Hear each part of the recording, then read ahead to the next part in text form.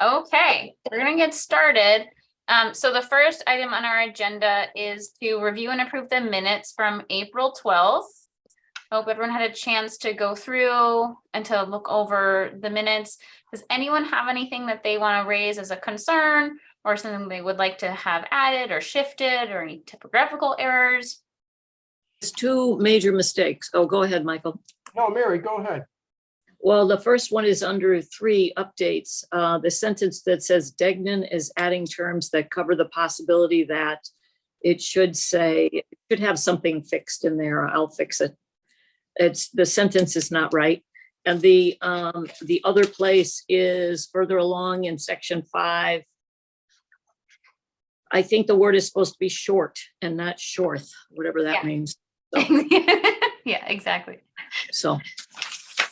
Yeah, so you named the only 2 thoughts that I had, Mary, and just naming that the piece that Kathy Degnan had requested was that the mayor provide assurance that they were accepting the terms. The city actually really could take on the murals in a perpetual loan if the city decided to enact that provision in the case that the Victory Theater is not restored. Michael, you had a thought too? Yes, Madam Chairman. Actually, this goes on to the, this is regarding the minutes, item 7, which is entitled Review of the FY23 Recommended Projects, the very first paragraph. I was wondering, Madam Chairman, if either you or Amy had any luck in resolving the differences between the stated in there that the projects recommended by the City Council and the record of the awards does not match the CPA proposed sums. The council didn't add or subtract the sums requested. The CPA Administrative Assistant will work to resolve this. I was wondering if you folks had any luck in resolving it. Sure. Amy, do you want to speak to that? I'm sorry, I was working on something else to prep for the meeting and I missed the question.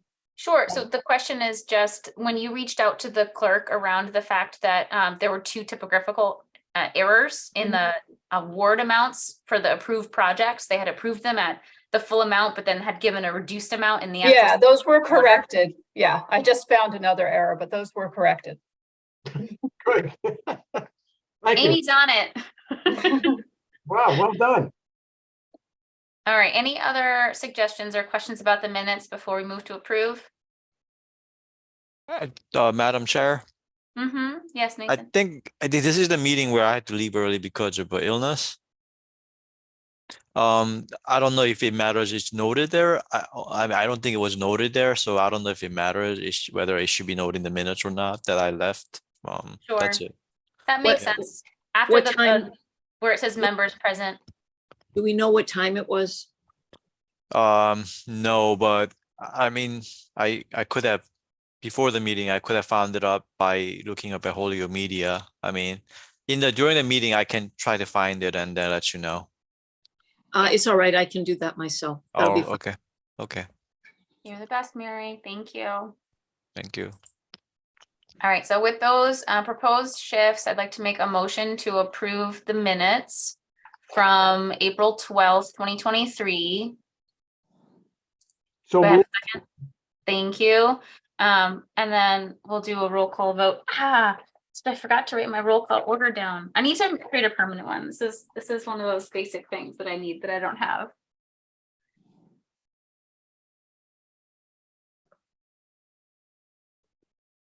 All right. Helene Busby. Yes, and I'm off camera because I was in Boston for a conference today. I'm driving home. Still driving because of really bad traffic. But when I'm home, I'll be back on camera. Thank you. Okay, and Nathan Chung. I believe I need to abstain because I wasn't present for the full meeting. Yes. Okay, Michael Falsetti. yes. Mary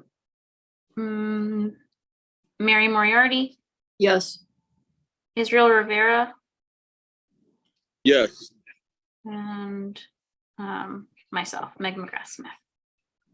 Yes. I'll put myself before Mary next time. Okay, we're gonna move to I got everyone, right? Last meeting, I felt awful. I just want to name this publicly that Maribel was in the meeting, and I managed to somehow not notice that in the roll call when I first created it, and then didn't call her for roll call for the first 2 votes, and I felt awful. So my apologies publicly. Okay, we're going to go into 2, review of the FY24 projects. So contract development updates. Amy, if you could give us an update on which contracts you've developed so far and sort of what you're thinking and in terms of your timeline and sort of what contracts are left to develop, and is there a certain order you're imagining developing them in? Just any updates on contract development. Yeah, you'll see when I share my updates, like how I'm stretched very thin with a lot of different things that must be done immediately.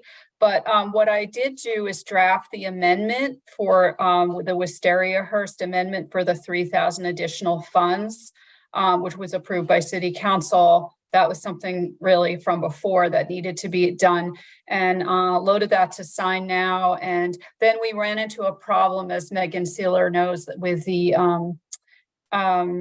with Sign Now, which is the electronic, way that we execute contracts. And so I managed to get, even though we could have tried to do it a different way, not through Sign Now, I was concerned that other people would have the same problem who need to sign the contract, plus, the software notarizes it. So it's important to use. So I was able to get in touch with the customer support, and Megan has, sent that off to Novus IT. So hopefully she will then be able to sign off on that amendment.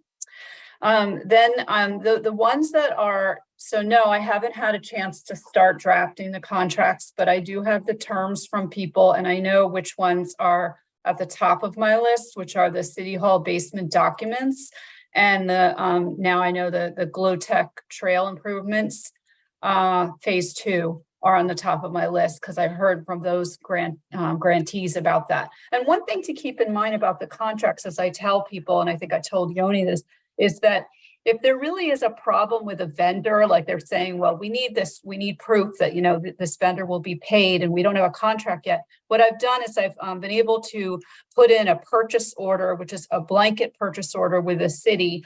And it acts as a contract in a way, because it shows we have this money encumbered for this purpose, and that's then given to the vendor. So even if the contract isn't done, when they see that, they can move forward usually. Just so you know. Yeah, so that's what I have to offer. Good idea. Awesome. Okay.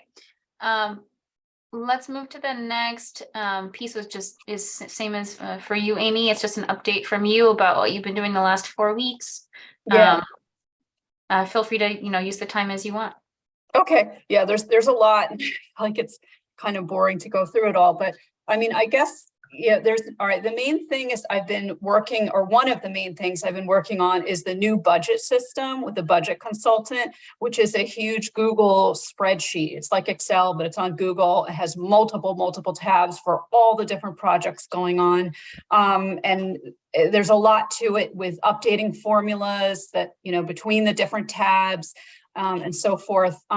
So that's what I've been doing with Daniel Koff, and it is very complicated. I'm learning to navigate that new system with the multiple years of projects and the numerous tabs, budget forecasts, expenditures, etc., and to add crucial details on specific invoices, purchase orders, new FY23 project tabs that had to be created, and had to have the formulas entered to corresponding sheets so that everything gets updated accurately. So, and in addition to that, I had to have a meeting with with Daniel and the city auditor, because we're working to try to straighten out areas that need clarity with her. And she says herself, the city auditor, she's learning a lot herself. It's a big learning curve for her. And we're following up on that. And there may be some changes with how things are organized on her end in the city's accounting system, which is called Munis. Okay, then in other areas, Girls Inc., they have completed their project, which I'm sure you'll hear about, which is except for the signage, so it's very exciting. But Suzanne Parker submitted a huge amount of paperwork to me, which is very confusing, as she herself acknowledged. So we met in person and sorted that out. And then what we ran into was that there was, just so you get an idea of all the minutia that I'm dealing with, is there was a vendor number needs to be listed with a city. I noticed it was the wrong address. So we don't want to send this major check, $100,000 to the wrong address, do we? No. So that required paperwork, follow-up, documentation, the contract, the city council order, which I discovered, this is the error, that it had 150,000, which was the original request on it, not the 102,000. So that was interesting. So I do want to make sure it's clear that we have the accurate information. So I asked the city clerk, can you correct this error? Because we don't want confusion down the line if the paperwork doesn't match what we're doing. So that's what's going on. And then the next step for me there will be to begin to process that 100,000 purchase, the invoice and the blanket rec order for that.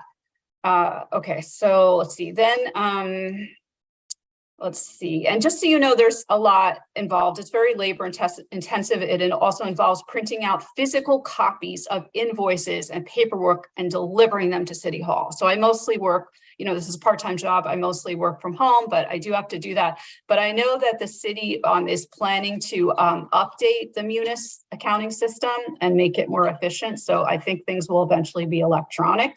So that should really help, because sometimes it can be frustrating for grantees as well, that it's a time-consuming process.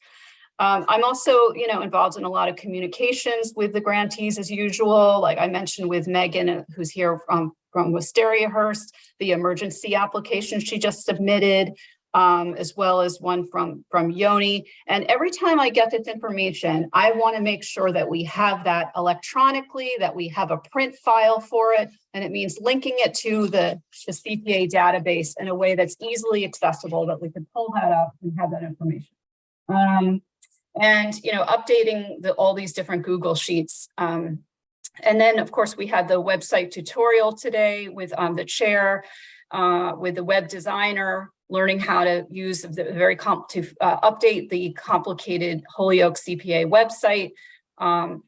Then, of course, I'm working with Deputy Chief Thomas Shea on the fire truck invoices.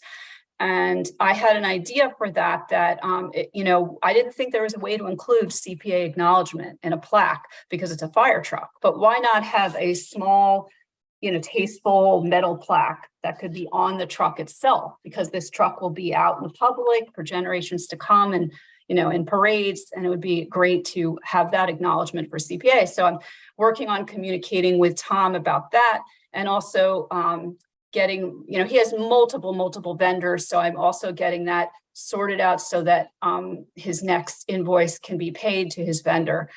Let's see. City Council. Then there's internal communications with a city solicitor. We're planning a meeting to discuss preservation restrictions because there was an order that came through City Council. Councilor Jourdain, I don't know all the details, but he's wanting information about our preservation restrictions. So I'm making sure that we have all of that accessible. I know that the city solicitor has questions about the MIFA Murals contract. And just the meeting prep that, for this meeting and all our meetings that we do. Plus, I look at the quarterly reports, update those, and ensure that they're, sent out to grantees, and that I update my data on what I'm getting back. So there it is. Thank you, Amy. Appreciate it. Okay, and I think Amy started to talk about a number of things that we're going to briefly touch on in 4. So updates on past projects. So the only update with the MIFA Murals contract is that the section of the contract that Kathy Degnan was looking at was revised by her, and that was then shared with the mayor this week. And he has agreed to look at it and then decide soon what his role is, if any.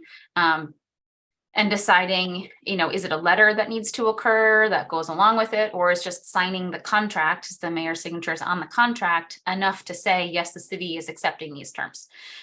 So that conversation has happened and is hopefully moving forward that process so that that contract is signed soon. I've had a number of conversations with the applicant, Don Sanders, and he's very, anxious to have it move forward because the contract, the murals are very much already in restoration, right? They're already being restored. Okay, the Chestnut Street Valley Opportunity Company, Valley Opportunity Council project on, this was the 2 buildings that were connected in that project. And the ribbon cutting was just a few weeks ago, and Amy and I both got to go and tour the buildings, which was really great. And the apartments are beautiful. They're doing a really nice job at updating them inside while also holding on to, like, they have all those gorgeous bay windows, right? They have a lot of historic character, even as they're modernizing them from the inside. And on the outside, they were able to show us the work that they were doing using the CPA fundings, specifically around all of the, the window work that needed to be done, and then the masonry around that. Because of course, as you pull out these old windows, you have to do all this work to make sure that you're restoring the masonry to support the new windows. And also just some really cool features of the building that they've been able to bring back, because as we know, as buildings move through their time on this earth, sometimes people make choices that remove certain features or disguise certain features of a building. So being able to, for example, take windows that had been, boarded up at one point and return them to windows, or take an area that had been made into a storefront at one point, but had never been a storefront historically, turning it back into an apartment that looks like the building originally looked. So that was really neat to see. Amy, do you want to add anything else about sort of what you learned while you were touring around? Oh, nothing really. Yeah, I was just really impressed by how, like you said, how nice the apartments were, the views from up there, and yeah, that it really is a great project. Mm-hmm. The update on the Lady Liberty project is that it's complete. We're just waiting for the 30-day final report to come through from Chris Baker, the city engineer. And the final piece that needed to be completed was the lighting, which didn't directly come from CPA, right? But it was part of the project as a whole, right? This was funding that came through from the state legislature. And for them to, yes, Amy, to your point about signage as well, the uplighting is now complete. So as you drive through that area in the evening, you'll be able to see that. I think they're still working on maybe focusing the lights. And they were going to do a walkthrough in an evening to consider that and make sure they were pointed the right way so that Lady Liberty was well lit at night. But the uplighting is complete now, which is great. That's really going to create a focal point, right, in the evening in that area. Historic Mack fire truck, Amy already spoke to that. The only piece is just working on, can there be some sort of commemorative plaque that mentions CPA funding in a tasteful way? And then Amy, if you want to share anything else about that, the fire truck. Sure. Yeah, there is more to be done on the truck. It's really quite complicated, I guess, because it's unusual. It's not a typical project. And so there are people who are specialized in different areas. So that's why there has to be so many different vendors. But in Tom's last report from March 31st, he said they were about 35% complete. And as I mentioned, there's, the lettering that needs to be done, because I just got, a new quote for that. So and I have asked him about the sign, but I haven't been able to speak to him yet about that. Do you want me to go on and discuss a few other quick updates on other projects? Ones that we've already talked about, like you're going back? Yeah, other ones. I was going to talk about Gloutak, and then anything that you want to jump in with for sure. Okay, go ahead.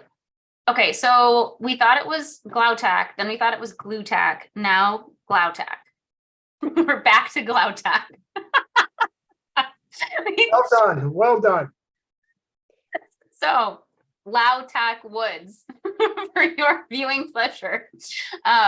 And the event was so awesome, where we invited the public in to see the new trails that the Greenagers crew has crafted. And 2 of the Greenagers crew were there, and they were so proud. It was so cool to see them just like, yeah, this is the trail that we built. And here's what I learned about building trails. And yeah, we definitely to look at the feedback, look at the sticky note on that map. We definitely need to fix that part of the trail.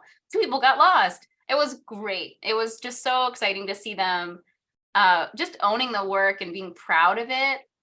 Mary Moriarty, like I cannot like clap harder for like the connection she had made to the Taekwondo, you know, April vacation group that came in. They brought so many children and it was just so great. I think there was definitely a core group of other folks in the community that came, but the vast majority of people there were just the kids. They were just like running around and enjoying the playground there, and then enjoying this walk through the woods. So that was just fantastic. And Helene did all this work to set all this stuff up with nature crafts and a scavenger hunt that the kids, like, you're seeing like kids get a paper bag and they're like tramping through the woods looking for a pine cone. It was really awesome. So kudos all around. Well, the scavenger hunt was all Mary, I was to say.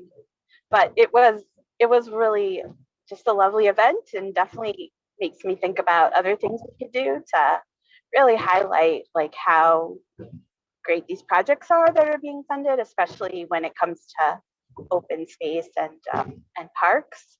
And you know, and then a lot of people were like, wait, where is this woods? There's these woods in Holyoke. So it also felt like it was like adding to the access because we were bringing it up. So it just, and it was a lovely story that was written, and you know, for Mass Live and Republican. So it was just a great day. Thanks to everyone who came out and helped. Absolutely. Yeah. I just want to highlight too what Helene just said. So if you go to our website, this document here, this website here, if you click on the in the news button, Amy and I are updating this. So anytime something gets covered in the news, we put it here. We get covered in the news constantly. There's at least 5 or 6 articles every single year about the work that our committee is doing. And I really highly suggest, like, committee work can be really exciting, right? But even more exciting is then seeing the impact in the community and seeing the good work that you're doing mentioned in the news. So always, I hope that you're getting access to those articles. And if not, keep checking the CPA website, because every time something is printed about us, we make sure it's there. Okay. Amy, do you have a few other things you want to mention before we go to the Wistariahurst emergency application? Sure. I just want to mention, I did notice that Nathan had his hand up before, so I don't know if you wanted to. Oh, Nathan, do you want to Go speak? to him first. Oh, thank you, Amy. Yes, Chair. It's just a little concern. I know Councilor Rivera has a lot of commitments right now, so if we have anything to vote on today, we either may want to maybe do things out of order so we get voted on. So actually, are we doing anything? Are we doing any voting tonight? Yeah, we're gonna vote Okay. on 2 emergency applications that came in. Okay. So for sure, as soon as we're done with these updates, that's where we're going. Well, I mean, one concern is, do we have, without Councilor Rivera, do we still have quorum to vote on it? Helene Busby, well, not on camera, is here. Okay. So yeah, I think That maybe, gives I us mean, quorum. you 5 know, is if quorum. 5 is quorum. So if Councilor Rivera is presenting right now, you know, he would not be able to really participate, hear the presentation and hearing. So I mean, we just, you know, we either just proceed and let him respond to us, or we just expect to vote on these matters without him participating. You know, that's the only thing. Thank you. Mhm. Yes. Amy, do you want to quickly name a few pieces? Okay. Okay. So, all right. I thought you were going to maybe move to the voting, but all right. So, yeah, I just wanted to quickly say that the stained glass windows, I just looked back at the quarterly reports from March 31st, and Chris Baker said then that they were 20% completed, and $16,588 were expended. So the window work is ongoing. Of course, I haven't gotten any invoices, but often because this is funded by even larger external grants that CPA matches, we often handle this through an internal transfer with the auditor later. So that's going on. Then there's the Holyoke merry-go-round, which is 75% complete. They said they were waiting on lighting installation. Then there is which we already mentioned, Girls Inc. is 100% complete, and the fire truck about 35% complete. I think I already said that. And then we just got information, right? You and Meg and I about from Carrie Parsons about the Miracle Playground. That I believe is. I don't remember exactly what she said. Maybe you remember that, Meg. Oh, you're muted, Meg. I spoke with Carrie a few weeks ago, and then she updated us again yesterday. So they're looking for the temporary signage and fencing to go up within the next 2 weeks, because the equipment should be arriving around that time. And they need to do some basic things with the site in order to make that occur. And then they're going to begin. So they're looking for completion by the end of June. Oh, It's really exciting. Wow. Okay. Is that all you have, Amy, or anything else? No, that's all I had. Ooh, exciting stuff. All right, we're gonna move to the Wistariahurst emergency application. This came in last week. The project summary reads, for restoring and replacing damaged and rotted columns and beams on the covered porch for the Beach Street facing entrance.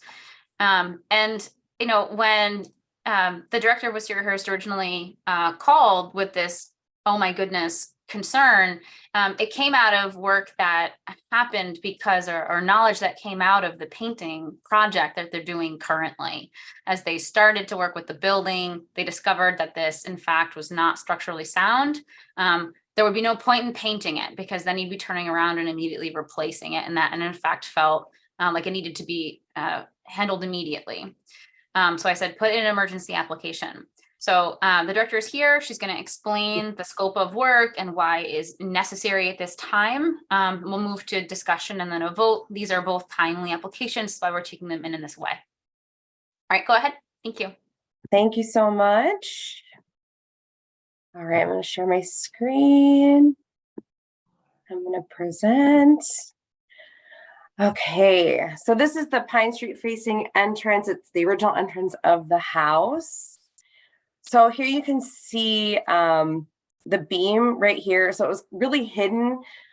We could see the chipping paint, but it was kind of hard to see the full scope of damage. Those stereo vines and the what do you call it? Like the rods and poles that were sort of holding the vines on were sort of stabilizing this. So when they turned back the vines from the structure itself and they started scraping it back, they realized how much rot there actually was. And at first they were like, there's some rot, so it's going to be maybe like $25,000, $30,000. And then when they had the carpenter come in and they started really looking into it, they realized that the water was getting into the columns and rotting it from the inside out.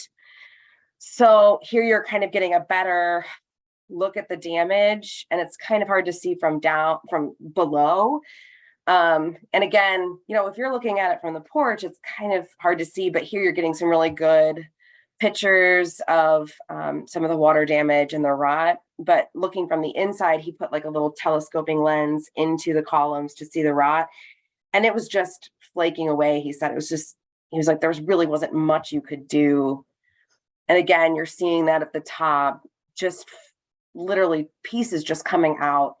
Like as he touched it, it was crumbling. And so they warned me that really this structure, and he said, if we didn't have these metal beams, and you can kind of see them to the right of the column, he said, if you didn't have these beams sort of helping to hold this up, that, it probably wouldn't be standing as well as it was, sadly. So he's saying, you've got about like a year left at best on this structure.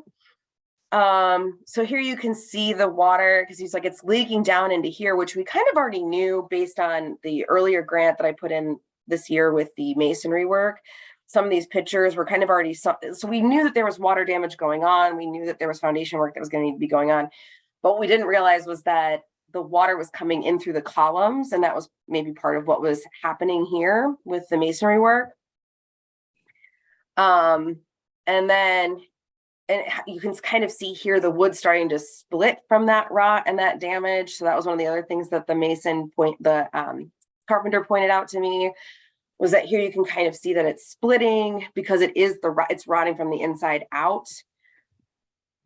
And then this picture, they pointed out that you can kind of see how crooked it is. It's not only just settling, but it's also like it's tipping as well. It's because it's rotting, it's starting to collapse inwards and down. So the weight and the pressure is just, and again, it's hard to really see, but there's a gap that you're seeing here with the beam, and that's because it's separating from the rot. So there's a thin beam that you're seeing a dark line, and that's a separation from the support beam. And that's because all that pressure is weighing and it's rotting and it's separating from the actual support beam that's keeping it up. And that's because the wood is so weakened now that it's starting to split. So none of that's really great news for us here at Wisty. And where is that last? I don't know why it's not cycling through, but I also attached the invoice that we got, the budget proposal. So originally they had thought that it would be 100,000. They gave us an estimate that came in at $123,975. When I talked to Paul Holtz at Preservation Mass, he said that you may need to have oversight for this. So we put in the emergency grant for 135 just to help cover the consulting fees if we needed one. That's depending on when we put out to bid, what firms bid on this, what kind of people they have on staff. So, and again, we don't really know what the bids are going to come in at because this is just what Homeowner Contracting is giving us. It's kind of anyone's guess based on the scope of work that we're writing up, what we're going to get. But again, yeah, it's just, this is where we're at with this. They're saying that it's definitely in really bad shape and that it doesn't look good. So, yeah, I'm sorry to have to come before y'all and ask for this money, but this is what was discovered when we started scraping back the paint.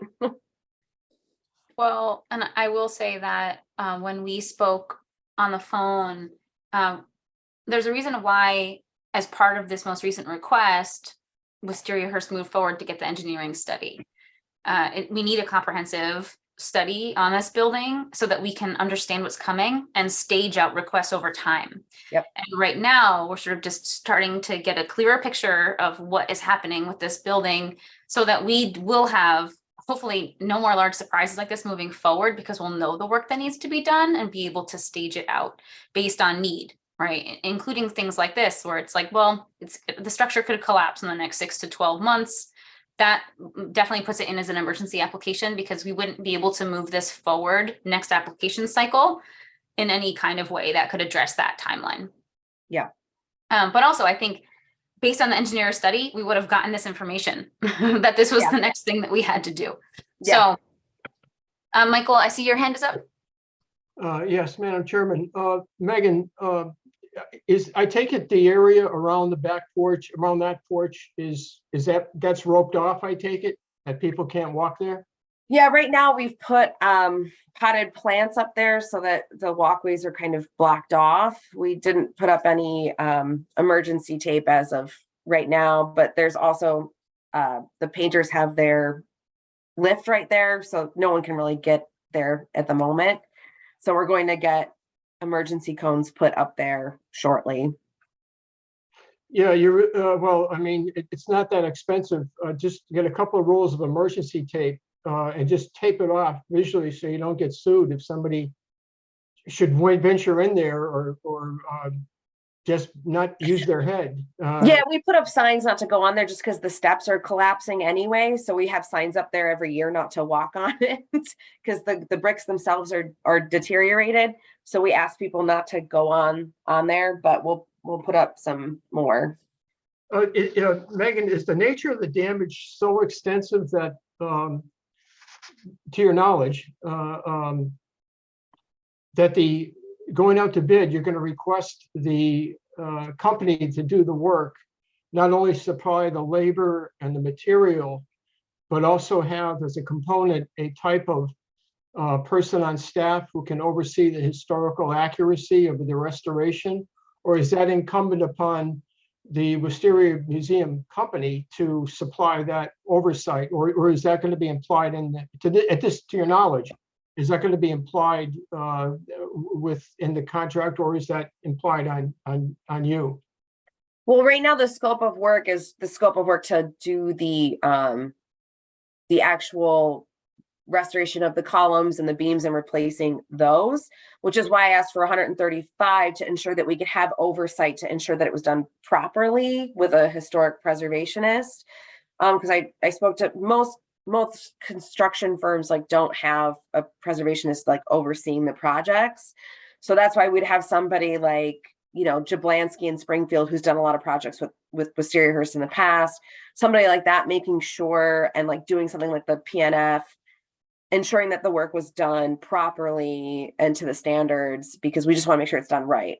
Yeah, Megan, yeah, it's a good idea. I mean, do you think $11,000, to your knowledge, will cover that, that his efforts to make sure it's historically accurate? I know it's a rough question. I mean, approximately, yeah, anywhere, like, because they're not doing like an architectural plan or anything like that. They would just be overseeing, like, to ensure that what the work they're doing is up to historical code.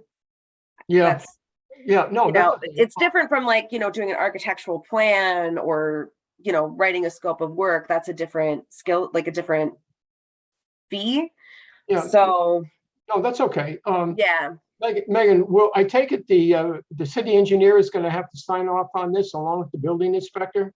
I presume those two guys or gals are going to have to also sign off on it to make sure it's safe for the public to use. I mean, I would hope so. Yeah. I would hope so. I was just asking if they're on, if that's the part of the process. Is that implied to your knowledge that did they inspect the work that's been done there so far, or? Yeah, I mean, that to my knowledge, that would be, I think, what they would do.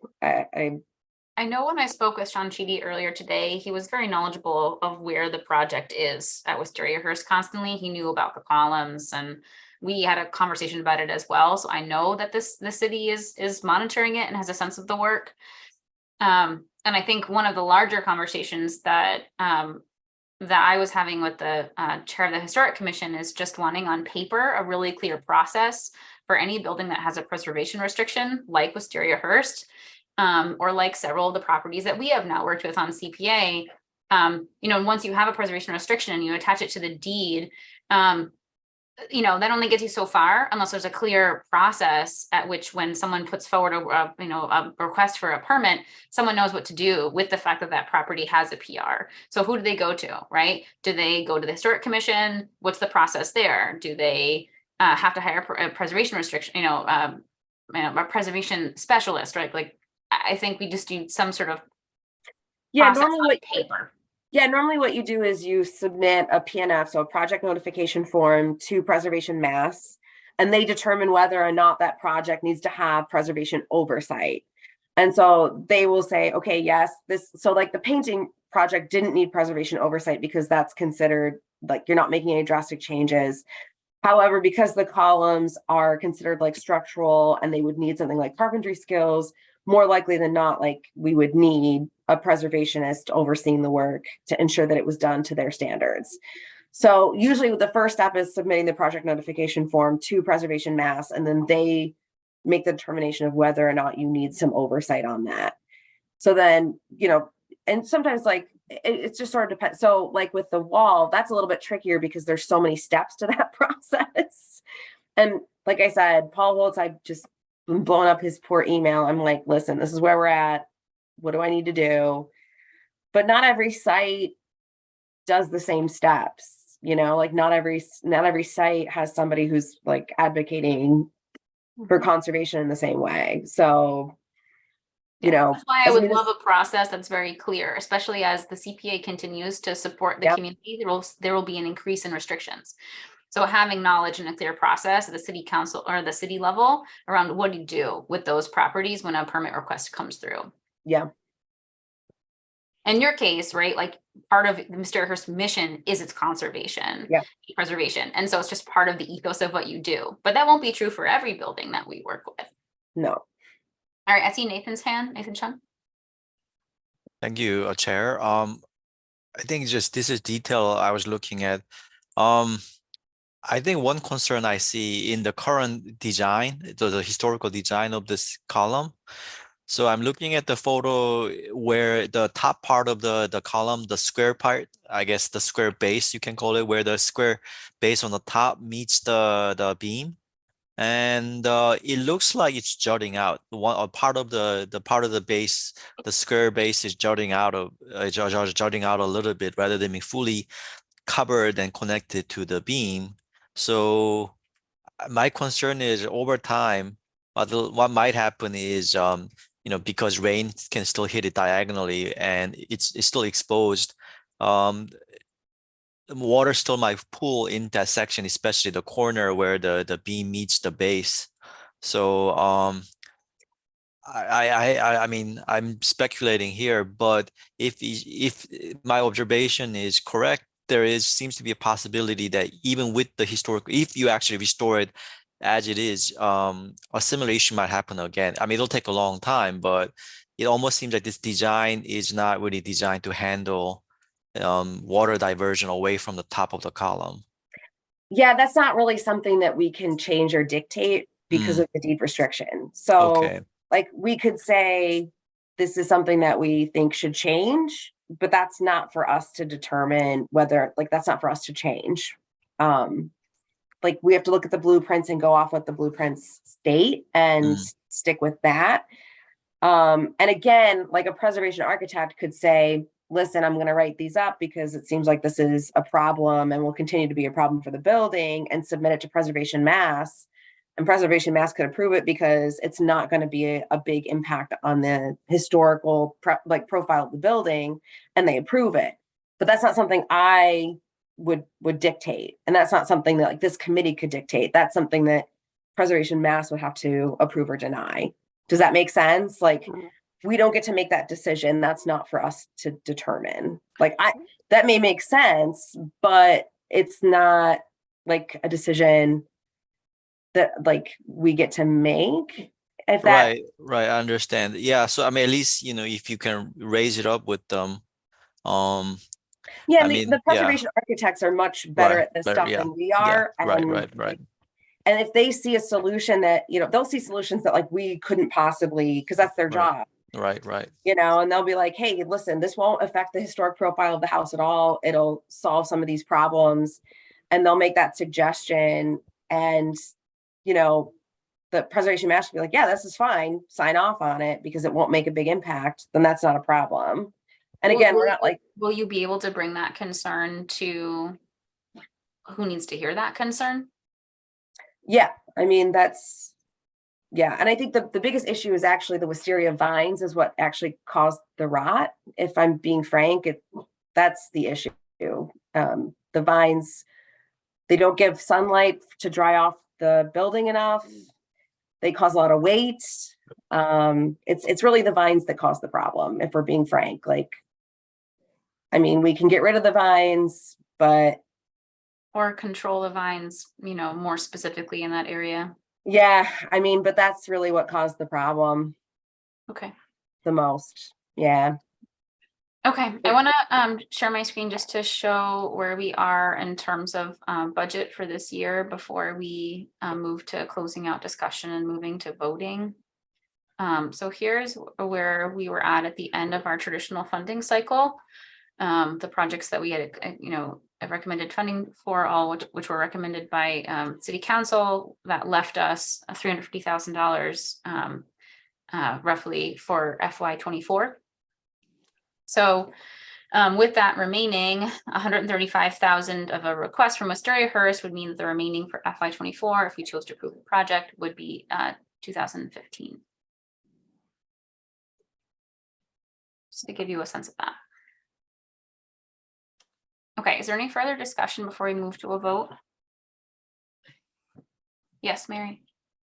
So isn't some of that supposed to be set aside for housing? No. Okay, so that's is separate from that altogether. Yeah, the 90,000 was pulled out at the very beginning of the process. Thank you. Yeah, you're welcome. Okay, all right, I'm gonna move to a roll call vote. Helene Busby, What is the motion? the motion is to approve $135,000 as an emergency request to Wistariahurst for the restoration of the rotted pillars and beam. Okay, so that's a motion made by you. I'll second it. I will vote for it. Okay, Nathan Chung, Yes. Michael Falsetti, Yes, Meg McGrath Smith, yes, Mary Moriarty, Yes. and that's everyone. Okay. All right, thank you so much for pulling together the application and all the photographs. That was really helpful.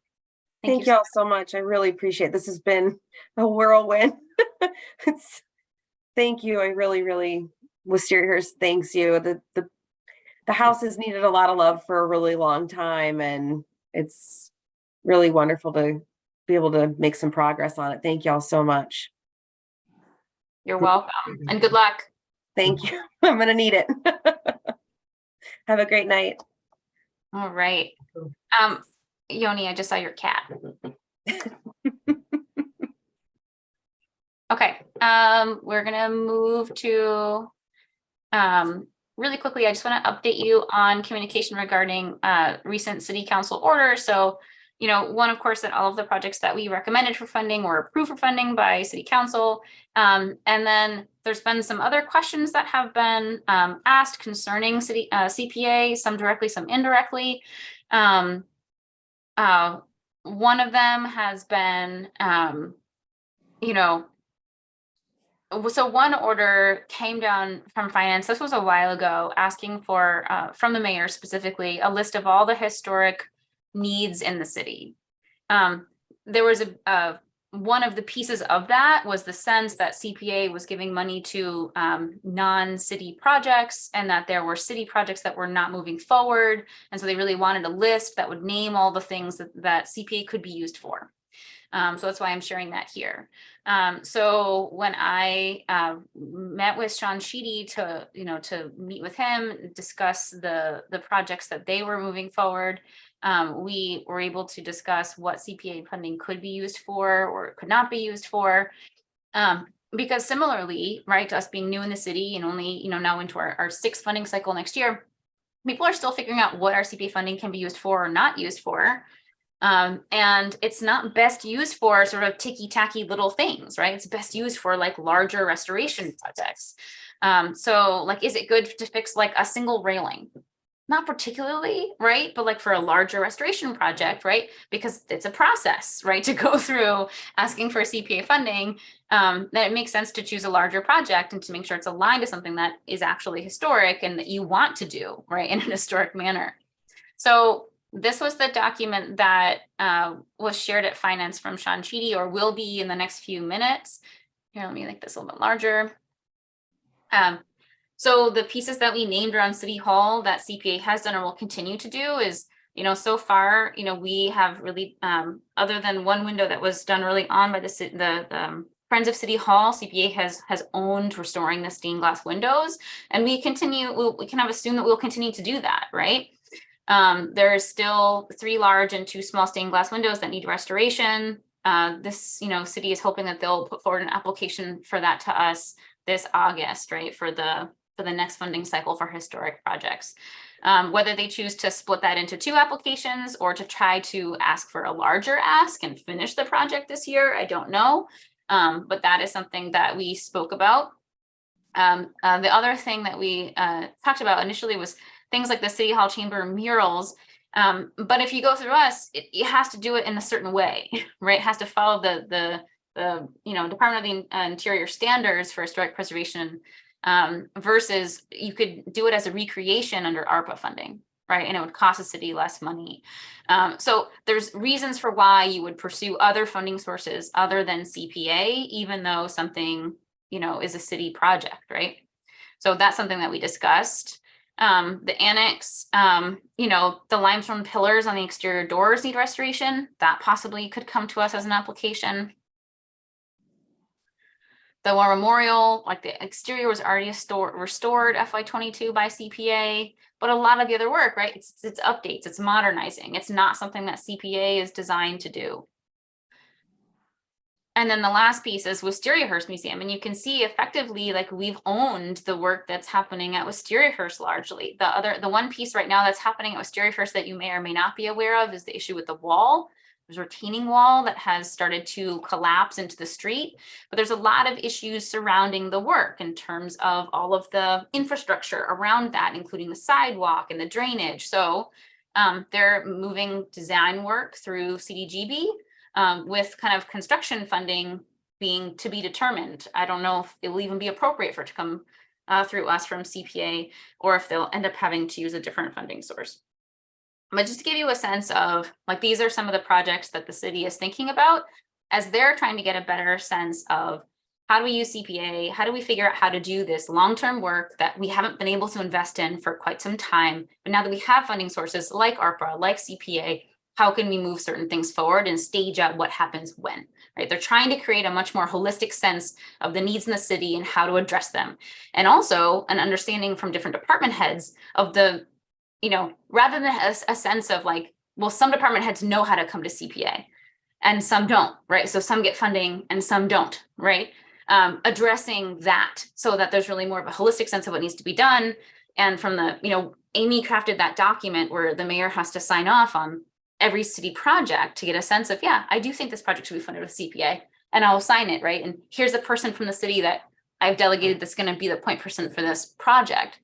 That's great. But sometimes we've had years where we've had multiple asks come in from all the different department heads where then CPA is in the position of having to say, well, I think this park is more important than that park, right? Or that park's more important than City Hall or than conservation, you know, their request. So, you know, we've talked about having a meeting with all the department heads concerning CPA funding and giving them an overview again of what the funding can be used for, what it can't be used for, and effectively asking the department heads amongst themselves to discuss and talk about who is giving us an application versus it being like, we're all going to throw our, you know, our applications in and some, you know, city projects will get it and some won't. Okay. The other thing that I wanted to share that I sent on to finance was this document here, again, because there's been this concern from some around, you know, us funding projects that were not municipal projects. This document here that outlines the ways in which, you know, we have been sort of committing to certain things as we've been staging them out. So Wistariahurst, we've already expended almost $300,000 over the years on Wistariahurst. We already have this additional $135,000 emergency application. The in-depth engineering study that's coming out of this, it's going to be hundreds of thousands of dollars, right? Like this is going to keep moving forward in a staged out way. And a lot of that work's going to be owned by CPA because there is no municipal budget to do that deep work. And because they already have a perpetual, you know, preservation restriction, it makes sense for them to go through us too. Like a lot of what Wistariahurst is in alignment with what CPA wants to happen in a community in terms of the work that they're doing there. City Hall restoration. We've already expended $217,000 on the stained glass windows staged out over time. There's about $250,000 left, likely in order to complete the project, maybe a little bit more, right? Because of inflation in terms of if they have it done in one more chunk or in two more chunks and inflation continues, right? You don't know how things will happen as things are staged out over time. But they said if they had to bid it out like this year, it might be around $250,000 for them to complete the project. So that's coming forward. Pulaski Park wall restoration, you know, $40K so far that we have promised towards this restoration study and engineering survey. You know, we may see future asks related to its restoration. Anniversary Hill and Scotts Tower, $300,000 already expended, an additional $44.5 we're going to talk about tonight with Yoni Glogauer to purchase land connecting the Boys and Girls Club and Bedouin Village to the trail system. And we're expecting more asks, right, that are coming down the pipeline from that project in terms of being able to build out the trail system fully, the new park amenities related to that, and then also the restoration of Scotts Tower.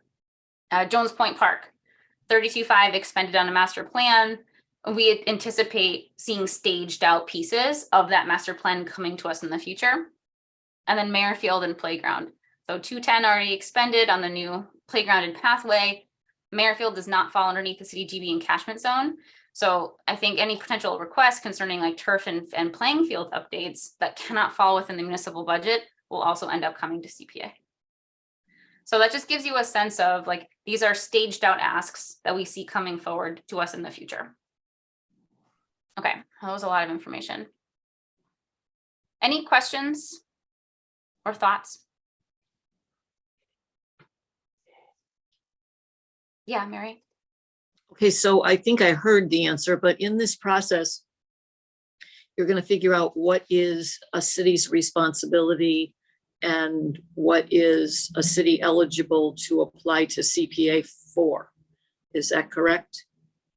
I think, you know, for example, I saw that the whole city hall needs windows. Well, I kind of wondered, isn't that part of what you budget in your, you know, you do some planning for, you know, for that kind of thing normally as a city. So is that part of what you're going to do? I think they're in the process now, right? Like given the list that you just saw, that's what they're trying to create, is a really clear sense of what are the needs and what needs to be done. Let's put them out to bid. How much does it cost? And then what forms of funding can we use to do it? Are we bonding, right? What are we doing in order to make these things occur? Is it ARPA? Is it CPA? So I think we're in a place of trying to create this comprehensive picture in a way that we really haven't had for a long time. Nathan? Thank you, Chair. Yeah, I mean, I agree. Agreeing to what Mary just addressed. I mean, you know, maintenance really should be a part of a city's normal expected budget, and it shouldn't rely on these like, you know, large chunks of not regular sources of budgeting. And then what happens is you use these funds to restore something that was debilitating due to lack of maintenance, and then the same cycle repeats. So I think, you know, people insisting that these types of non-regular source of funding should just be, you know, only used for city. I think that's that can be a very limiting view. I mean, thing is, you know, ultimately the city's finances, revenues are funded by property taxes, which come from private activity. You know, these public infrastructure, they don't you know, they don't generate any revenue, so they have to need other sources of funding to, you know, rehabilitate themselves and maintain themselves. So, I mean, you know, the thing is, like a lot of these historical businesses and buildings, they're private. They may be privately owned, but they're kind of in this realm, what's called a public realm, and that's sort of urban planning speak. Although they're privately owned, they have a certain level of public purpose by being open to the public or having some other kind of public benefit, and they do generate additional tax revenue for the city. Which in turn can be used to maintain city buildings. So, I mean, you know, I'm not saying every CPA dollar should now go into rehabilitating private buildings, not necessarily that, but also the other extreme end where you're insisting that every amount of money, CPA money, should be used for public buildings. Well, I mean, that's sort of diverting the issue of the lack of maintenance. I mean, if these are public buildings that are gonna be in regular use, why isn't there budgeting set aside from regular source of funding to maintain them in the first place? Anyways, yeah, thank you. And thank you very much. Yeah, well said. I think that I completely agree with what you said. And I think as a committee, we're trying to also just be responsive to city council asks and say, you know, maybe there's a perception that we're not funding city projects. We are. Here's how we're funding city projects. Here's the funding we've already expended, and we'll continue to support these projects. But CPA, like even like with the, you know, I think that maybe there's more education that needs to be done around the anti-aid piece or around those, you know, the supplanting piece, right? Like we're not we can't supplant the municipal budget. So it's not that you can use us to, you know, for any gap that you have that should be handled under a regular, you know, budgeting process. the work that we have is very specific to the categories that we own. So yes. And I think also it's just, again, sharing to the public and also sharing to city council, here's the work that we are doing. Because I understand the work is complicated. There's a lot to hold on to, and maybe they're not holding on to all the ways in which we are supporting the city already. For example, initially when we drafted that list, Wistariahurst wasn't on it. And I was like, Wistariahurst needs to be on that list. Like, it's a major city institution and building that CPA is like almost single-handedly, supporting in terms of doing this massive restoration work. So like, yeah, we need to add Wistariahurst on that list and name all the things that CPA is doing. But if you don't have it on the list, then it looks like we're not doing it. Right. So a lot of it is just how you share information and how do you get what you're doing out there. Okay, so I just wanted to share that with you. We are actually going to, for 7, I just want to name, make sure that you're reaching out to your stakeholders. I'm going to send out the process by email, and I apologize that I did not do that ahead of time.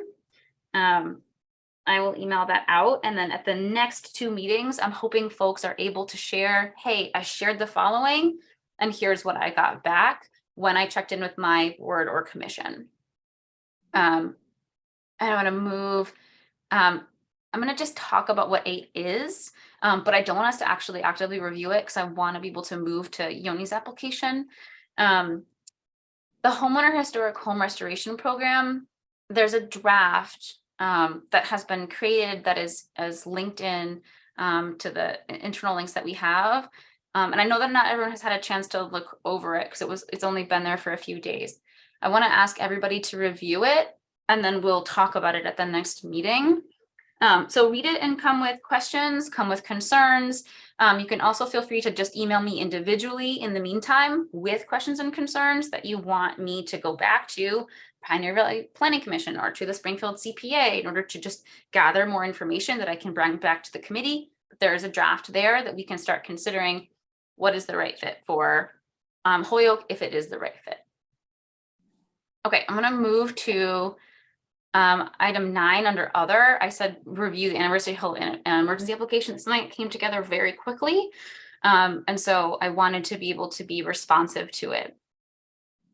All right, I'm going to turn it over to Yoni Glogauer, who's the Director of Conservation and Sustainability. Apologies, but may I raise a point of order? Mm-hmm.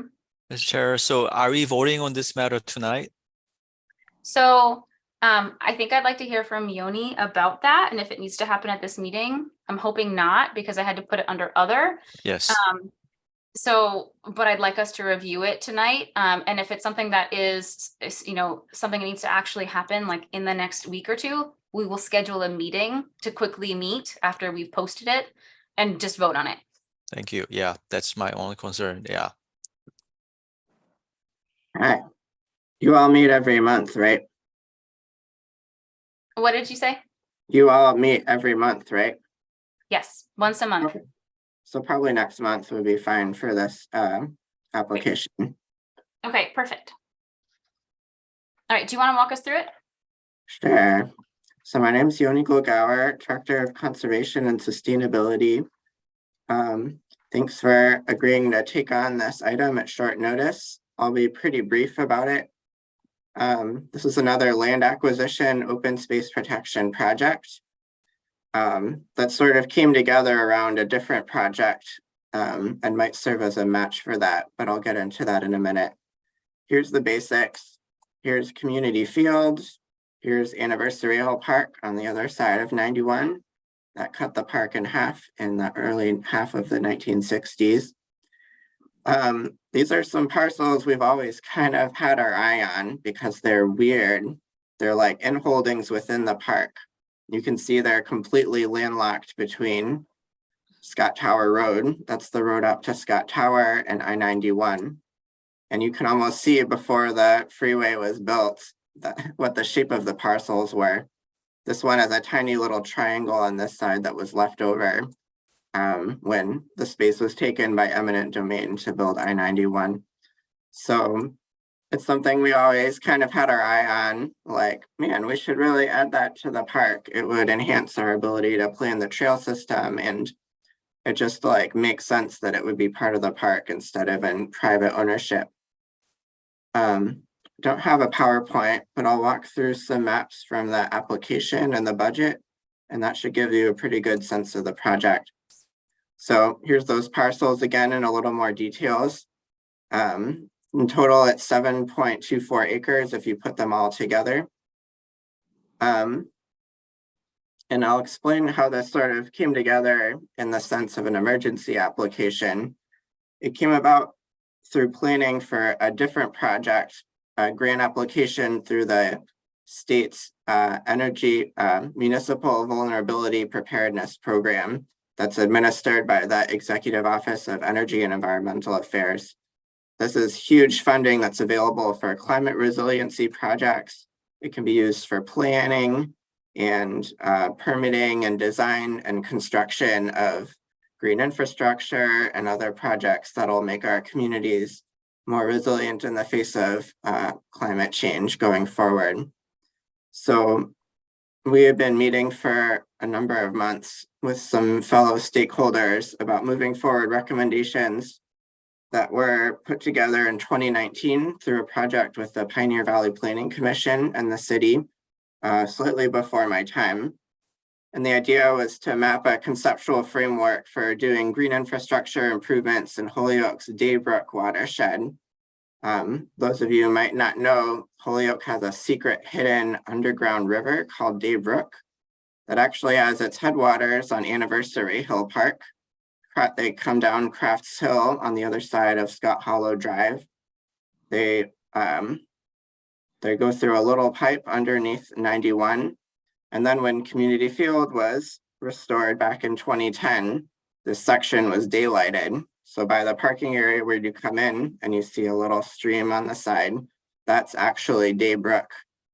When it comes down the dingle here and enters the Oakdale neighborhood, that's Oakdale, right?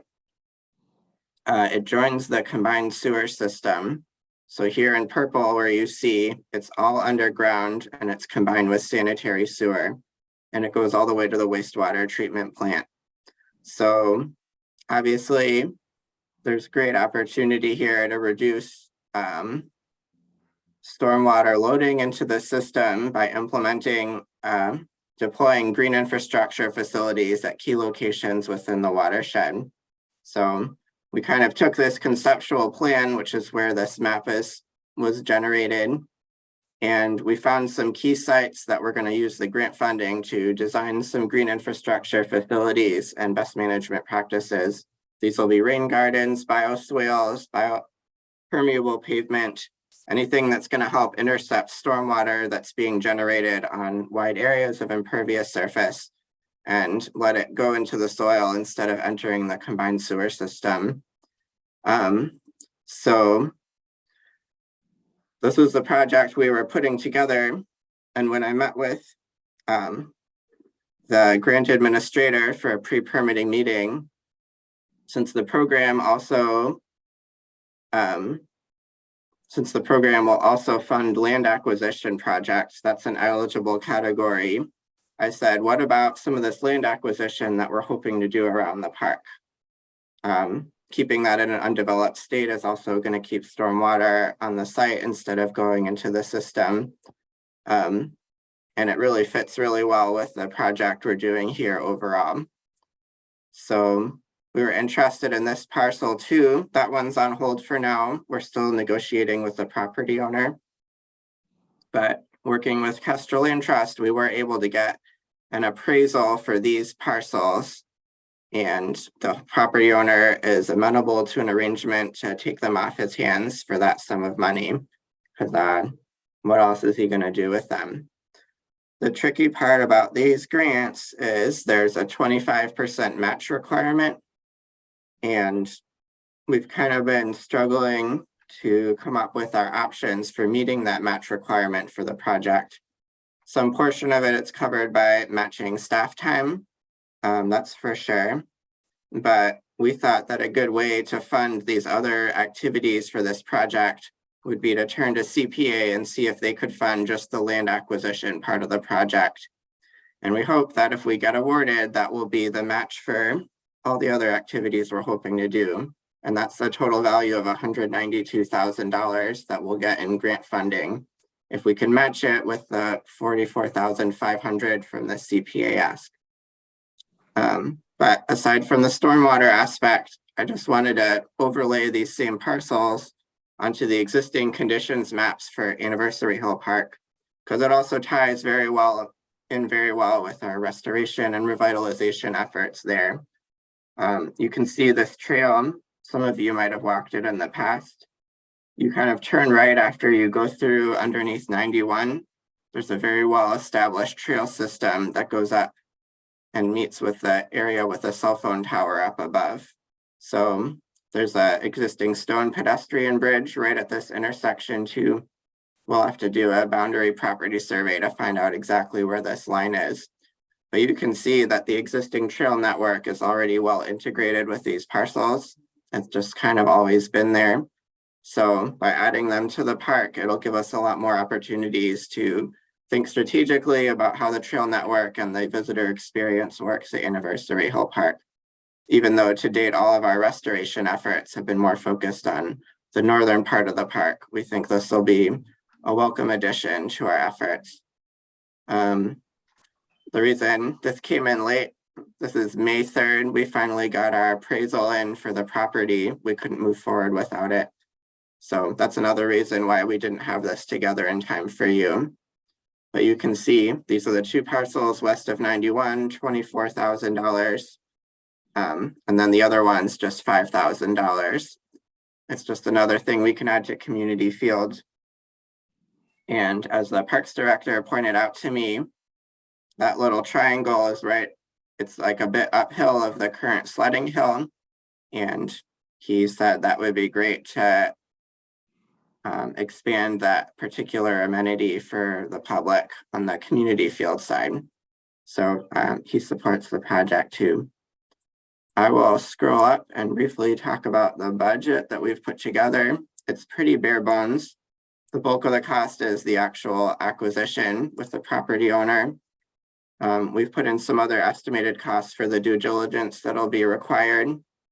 There'll be a deed survey. We want to establish all the property boundaries, some legal fees, recording in the registry of deeds, and then costs associated with putting together the conservation restriction that will be required as part of the project as well. We've calculated the value of the time Kestrel will be putting in as sort of a match to the project, about $5,500 worth.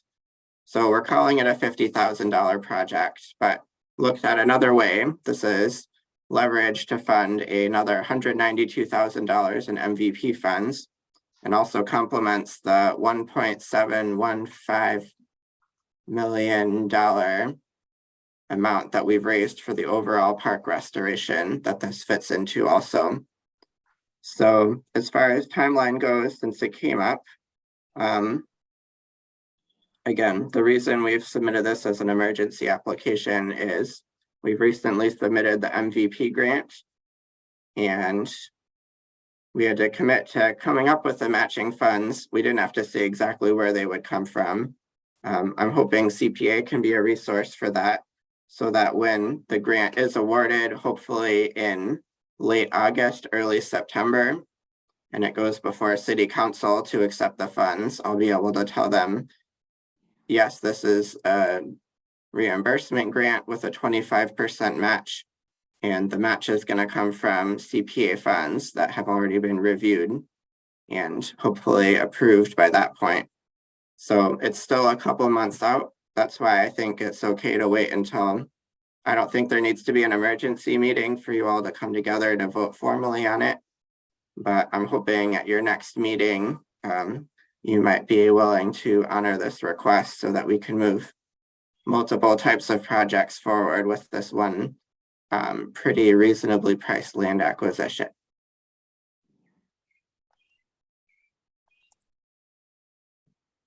Thank you for the presentation. Any comments or questions? I see Michael's hand up. Yes, Madam Chairman. Yanni, I couldn't agree with the project more. It's absolutely fits in, dovetails beautifully what you've been doing for that whole area. both for the not wastewater, but the stormwater runoff, and then this is the land and the function that the land will serve. This is precisely what the state has in mind. And you really hit all buttons as far as I'm concerned, whether it be the the stormwater, the accessibility of the existing trails, adding to the features of the park. Beautiful. It's a good idea. I can only say keep up the good work. Well done. Thank you. Any other comments or questions? Nathan? Yes, I see your hand. Thank you, Chair. Yeah, thank you very much, Yoni, for doing all this detailed work. Sorry I missed it, but when you were showing the table of appraisal values, I saw one that had the black marker crossed over. What is that about? Third parcel. There was a third parcel we looked at as part of the appraisal. That was for the other property owner. And we sort of, let's see, we brought that number back to him, and it's still unclear if he's willing to sell it for that price. So for the sake of clarity in this particular application, I crossed it out so it wouldn't be confusing. Okay, so I think, yeah, I saw there were 3 parcels originally, but is that one of the parcel that's sort of not clear about? No, it's separate from the 3. Oh, okay, separate from 3. Okay, sorry. Okay, And thank that's you. the one. Yeah. I should point out, Meg, when I saw your presentation to City Council, you mentioned that you would be reviewing an application for a parcel that would connect Bodewin Village and Sullivan School. And that's actually that other one that we're Yeah, I saw that. not quite there yet, but I can change the doc. okay. I mean, it's not a, since you're asking about future applications, that is one that hopefully we'll be able to get to in the future. Thank you. I think Chair, I think just one little concern is I mean, I think it's a great project. It's just that and make voting in next time for the voting it during the next meeting makes sense. It's just that It doesn't. well, it makes sense. In terms of moving to City Hall or City Council, it doesn't. But it's messy because they're gonna want them together. They're not gonna handle them separately. And Wistariahurst needs theirs now. Right. Which is the issue that I'm thinking about as chair. So what I'd like to do likely is for us to come up with an interstitial meeting time, in a way that makes sense sooner so that both orders can be drafted and sent to City Council through the same process. Yeah, and I think for public transparency, when we have that intermediate meeting, the content you only just presented, it gotta be at least mentioned in the agenda somehow, with maybe the YouTube link or some way, so that the public can review what we discussed before we go and vote on it. So, and thank you. And actually that makes me wonder, do we have any members of the public? Should we have a lot for, well, because nobody's here, so it's just us. So no need for public comment, just saying that. Thank you. All right. Are there any other questions at this point? Or are we good naming meeting times moving forward? Am I hearing a yes? Ready? Yes, we Woo. are. Absolutely. Sorry, you got my teacher wait time on that one. All right, so our next. Would this really be for the limited purpose, like a short meeting? It would literally be us appearing, spending 5 minutes reviewing the presentation and then voting. Okay. It'd be a 1-item agenda. Are we allowed to meet after tomorrow virtually? Because the Massachusetts restrictions end tomorrow, as I heard on the radio a bunch of times while I was driving today. And I don't remember that it got updated. Like, I know that's been a conversation. Are they going to extend it? Certain things have been extended. It's something we can figure out and find out, but I just. Okay, well, That let's is name an a issue. Zoom meeting for now. And if we need to start meeting in person again, then we'll readjust if we need to. Okay. So our regular meeting is the second Wednesday at 6 o'clock. So in June, that would be the 14th. Yeah. Which I unfortunately cannot attend, which is what it is. It's my school's graduation and I'm required by contract to attend, so I can't not be there. And it starts at 6, unfortunately. So we would need to meet at a different time in order to have a June meeting, unfortunately. How about the 7th, Madam Chairman? Would that work for folks? That's not great for me. Which day did you say, Michael? Oh, well, Mary, I just said June 7th. It's just a week prior to that. If it's a Oh. one-item meeting, Amy, if it's just Madam Chairman, if it's just one item, and The we're going to vote 7th on, The 7th wouldn't be. I think we're going to try to create a one-item agenda for like next week. oh, okay. Sure. Well, But if it I has also to be the realize that we 7th. have to change the regular meeting just because of that conflict that I have, which is not normal. It's only once a year and I never know when it's going to be. The district just announced them 2 weeks ago. Yeah, what did you say, Amy? Okay, I guess you were talking about the longer meeting on the 7th. If it's a longer meeting, that I won't be able to do that, but if it's just a short meeting, I could do that on the 7th. No, I'm actually going to ask for this, if we can do this short meeting on this, like next week, if there's a day that we could meet.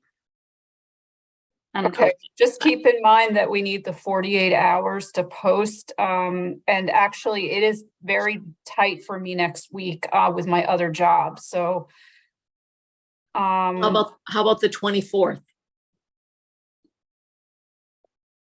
yeah, that would be much better for me. hold on, though, we're talking about two things at once, which is confusing. So let's talk about the June date, then we'll come back to the one agenda. And our regular meeting in June can happen on the 14th.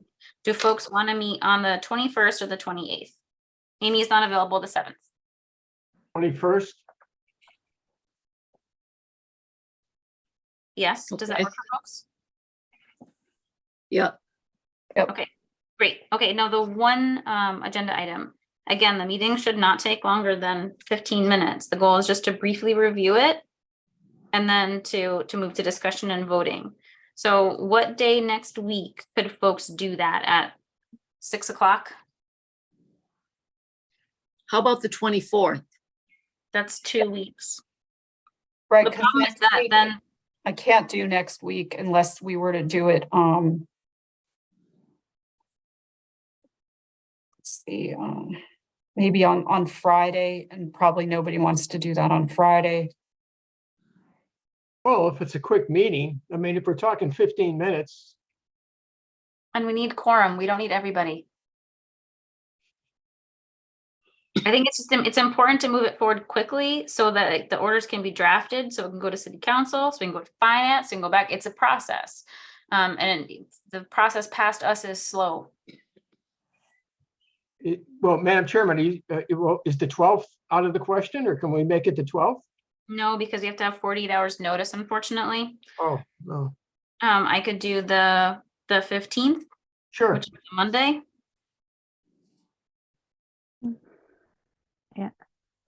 I think, yeah, Monday, yeah, sure.